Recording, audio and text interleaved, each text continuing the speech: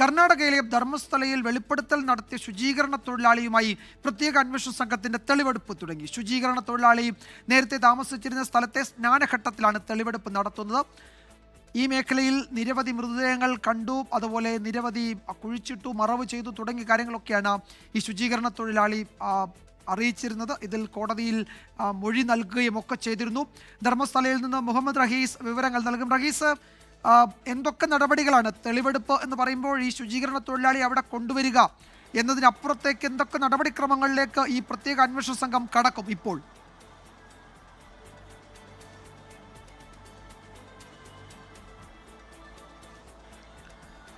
വിജയകുമാർ, ഏതാണ്ട് 40 മിനിറ്റ് മുൻപാണ് ധർമ്മസ്ഥലയിലെ ഈ സ്നാനഘട്ടത്തിലേക്ക് ഈ ശുചീകരണ തൊഴിലാളിയെ കൊണ്ടുവന്നത്. ആദ്യഘട്ടത്തിൽ ആ പുഴയുടെ അടുത്ത് നിർത്തി അദ്ദേഹത്തിനോട് കുറേ കാര്യങ്ങൾ തിരക്കി. ആ ഏരിയ ഒക്കെയും ലൊക്കേറ്റ് ചെയ്തു. അത് കൃത്യമായി രേഖപ്പെടുത്തിയിട്ടാണ് മടങ്ങിയത്. പിന്നീട് ഈ ഇവിടെയുള്ള തൊട്ട് സമീപത്തുള്ള ഒരു കാട്ടിലേക്ക് ഇപ്പോൾ ഈ അന്വേഷണ സംഘം കയറിയിരിക്കുകയാണ്. ഈ പ്രദേശത്തായി നിരവധി മൃതദേഹങ്ങൾ താൻ കുഴിച്ചിട്ടിട്ടുണ്ട് എന്നാണ് ശുചീകരണ തൊഴിലാളി നൽകിയ മൊഴിയിലുള്ളത്. ഇത് ക്ഷേത്രത്തോട് വളരെ അടുത്തുള്ള സ്ഥലമാണ്. ധർമ്മസ്ഥല ക്ഷേത്രത്തോട് വളരെ അടുത്തുള്ള സ്ഥലമാണ്. ഒപ്പം തന്നെ ശുചീകരണ തൊഴിലാളി കഴിഞ്ഞ കുറേ നാളുകൾ, അതായത് അദ്ദേഹം ജോലി ചെയ്തിരുന്ന കാലയളവിൽ അദ്ദേഹം താമസിച്ചിരുന്നത് ഇവിടെയാണ്. ഇവിടെ എത്തിയാണ് ഇദ്ദേഹത്തിനെ കൊണ്ടുപോയിരുന്നത്. അതായത് ഈ അദ്ദേഹത്തിന്റെ ആരോപണം അനുസരിച്ചാണെങ്കിൽ ക്ഷേത്രം സൂപ്പർവൈസർ അടക്കമുള്ളവർ എത്തി തന്നെ ഇവിടെ നിന്നാണ് കൊണ്ടുപോയി മൃതദേഹങ്ങൾ മറവ് ചെയ്യാൻ ഏൽപ്പിച്ചിരുന്നതെന്ന് അദ്ദേഹം പറഞ്ഞിരുന്നു. ഈ കാടുകളിലടക്കം അദ്ദേഹം പറയുന്നത് മൃതദേഹം താൻ കുഴിച്ചിട്ടുണ്ടെന്നാണ്. അവിടേക്കാണ് ഇപ്പോൾ അന്വേഷണ സംഘം കടന്നിരിക്കുന്നത്. ഇത് പ്രധാനമായിട്ടും ഇവിടെ ഒരു മാപ്പിംഗ് നടത്തുകയാണ് അന്വേഷണ സംഘം ഇപ്പോൾ ചെയ്യുന്നത്.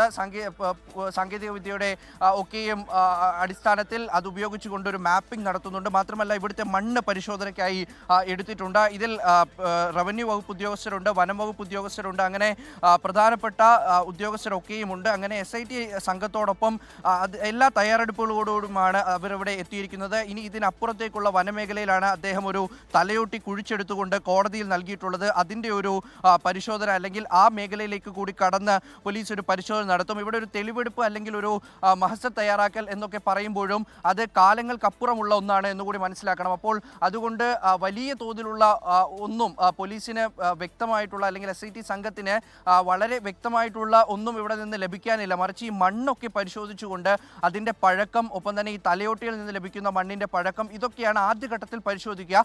നിലവിൽ അദ്ദേഹം നൽകിയിട്ടുള്ള ഈ തലയോട്ടി സംബന്ധിച്ച് മാത്രമാണ് SIT ഒരു പരിശോധന നടത്തുന്നത്. അത് തെളിഞ്ഞാൽ, അല്ലെങ്കിൽ അതിൽ ഇദ്ദേഹം പറയുന്നതിൽ കഴമ്പുണ്ട് എന്ന് വ്യക്തമാക്കിയാൽ മാത്രമേ മറ്റ് കുഴിച്ചു പരിശോധനകളൊക്കെയും നടക്കുകയുള്ളൂ. അതുകൊണ്ട് തന്നെ ഈ സോയിൽ ടെസ്റ്റ് നടത്താൻ തന്നെയാണ് പ്രധാനമായിട്ടും ഇപ്പോൾ ഈ അന്വേഷണ സംഘം ശ്രമിക്കുന്നത്. അതിനു മുന്നോടിയായി അദ്ദേഹം താമസിച്ചിരുന്ന ഇടം, അദ്ദേഹം പറയുന്ന സ്ഥലങ്ങളൊക്കെയും പോയി കണ്ട് സ്ഥിതിഗതികൾ മനസ്സിലാക്കുക, അത് സംബന്ധിച്ചൊരു റിപ്പോർട്ട് തയ്യാറാക്കുക എന്നുള്ളതാണ് SITക്ക് ഇപ്പോൾ അവരുടെ മുന്നിലുള്ള ഏറ്റവും പ്രധാനപ്പെട്ട കാര്യം. ആദ്യമായിട്ടാണ് അവർ ധർമ്മസ്ഥലയിലേക്ക് എത്തുന്നത്. എത്തുമ്പോൾ തന്നെ സ്നാനഘട്ടത്തിലേക്ക് തന്നെ എത്തി അദ്ദേഹം താമസിച്ചിരുന്നിടത്തു നിന്ന് തന്നെ അന്വേഷണം തുടങ്ങുക കൂടിയാണ് SIT സംഘം ഇപ്പോൾ ചെയ്യുന്നത്. 40 മിനിറ്റിലധികമായി അവർ ഈ കാടിനുള്ളിലേക്ക് കയറിപ്പോയിട്ട് അപ്പോൾ വ്യക്തമായ എന്തൊക്കെയോ അവർ ഇവിടെ നിന്ന് പരിശോധിക്കുന്നുണ്ട്, കണ്ടറിയുന്നുണ്ട്, രേഖപ്പെടുത്തുന്നുണ്ട്. ഓരോ കാര്യങ്ങളും വ്യക്തമായി രേഖപ്പെടുത്തി പോകണം എന്നുള്ളതും അതിൻ്റെ വീഡിയോ റെക്കോർഡിംഗ് ഉണ്ടാകണം എന്നുള്ളതിൻ്റെയും ഒരു നിർദ്ദേശം കോടതിയിൽ നിന്നും, ഒപ്പം തന്നെ SITയുടെ ചീഫായിട്ടുള്ള DGP മോഹന്തിൻ്റെ അടുത്തു നിന്നുമൊക്കെ ആ ഒരു നിർദ്ദേശം കൃത്യമായിട്ട് ഈ സംഘത്തിനുണ്ട്. അതിൻ്റെ അടിസ്ഥാനത്തിലാണ് ഓരോന്നും രേഖപ്പെടുത്തി മാത്രം മുന്നോട്ട് പോകുന്നു. ഒരുപാട് മൃതദേഹങ്ങളുടെ കാര്യം അദ്ദേഹം പറഞ്ഞിട്ടുണ്ട്. അപ്പോൾ ഏതൊക്കെ, എങ്ങനെയൊക്കെ, ആരൊക്കെ സംസ്കരിക്കാൻ ഏൽപ്പിച്ചു എന്നതടക്കമുള്ള കാര്യങ്ങൾ കൂടി അദ്ദേഹം പറയേണ്ടി വരും. അങ്ങനെ ആ മൊഴിയിൽ കൂടുതൽ വ്യക്തത വരുത്തുക. ഇദ്ദേഹത്തിൻ്റെ പശ്ചാത്തലം കൂടി പോലീസ് അന്വേഷിച്ചു വരുന്നുണ്ട്, SIT അന്വേഷിക്കുന്നുണ്ട്. എന്ത് കാരണവശാലാണ് അദ്ദേഹം ഇവിടെ നിന്ന് പോയത്? അദ്ദേഹം പറയുന്നതനുസരിച്ച് അദ്ദേഹത്തിൻ്റെ കുടുംബത്തിലെ ഒരു കുട്ടിയുടെ നേർക്ക് സമാനമായ ഒരു അതിക്രമം ഉണ്ടായപ്പോൾ അതിൽ ഭയന്നു പോയി എന്നാണ് പറയുന്നത്. അങ്ങനെയെങ്കിൽ ആ കുട്ടി എവിടെയാണ്? അതിൽ പരാതി നൽകിയിട്ടുണ്ടോ? അങ്ങനെ അവരുടെ ഒക്കെയും വിശദമായ വിവരങ്ങൾ കൂടി സമാന്തരമായി SIT അന്വേഷിച്ചു വരികയാണ്. എന്തായാലും ഇത് സ്ഥലം മുഴുവൻ പോലീസിന്റെ ബന്ദോബസ്തിലാണ്. ഇവിടെ മുഴുവനായി ഒരുപാട് ആളുകൾ ഇത് കാണാൻ വേണ്ടി റോഡിലൊക്കെയും ഇങ്ങനെ നിൽക്കുന്നുണ്ട്. കാരണം ഒരുപക്ഷെ രാജ്യത്തെ പോലും നടുക്കുന്ന ഒരു കുറ്റകൃത്യമായി ഇത് മാറിയേക്കാം. അതുകൊണ്ട് തന്നെ ഇതിന്റെ നെല്ലും പതിരും തിരിച്ചറിയാൻ വേണ്ടി കൃത്യമായി ആളുകൾ അടക്കം ഇവിടെ കൂടിയിട്ടുണ്ട്. എന്തായാലും അല്പസമയത്തിനുള്ളിൽ അടുത്ത സ്ഥലത്തേക്ക് ഇവർ പോകുമെന്ന് പ്രതീക്ഷിക്കുന്നു. വിജയകുമാർ. യെസ്, വെളിപ്പെടുത്തൽ നടത്തിയ ശുചീകരണ തൊഴിലാളി, അയാൾ നേരത്തെ താമസിച്ചിരുന്ന സ്നാനഘട്ടം, അതിന് സമീപത്ത് ഈ മൃതദേഹങ്ങൾ മറവ് ചെയ്തു എന്ന് വെളിപ്പെടുത്തൽ നടത്തിയ ആ വനപ്രദേശത്തിന് സമാനമായ സ്ഥലം, അവിടെയൊക്കെ ഇപ്പോൾ ഒരു തെളിവെടുപ്പ് പ്രാഥമികമായി നടക്കുകയാണ്. കുഴിച്ചുള്ള പരിശോധന, ശാസ്ത്രീയ പരിശോധനകൾ പിന്നീടായിരിക്കും ഉണ്ടാവുക. ആ ശുചീകരണ തൊഴിലാളി പോലീസ് സംഘത്തോടൊപ്പം പ്രത്യേക അന്വേഷണ സംഘത്തോടൊപ്പമുണ്ട്. ധർമ്മസ്ഥലയിൽ നിന്ന് മുഹമ്മദ് റഹീസാണ് വിവരങ്ങൾ നൽകിയത്.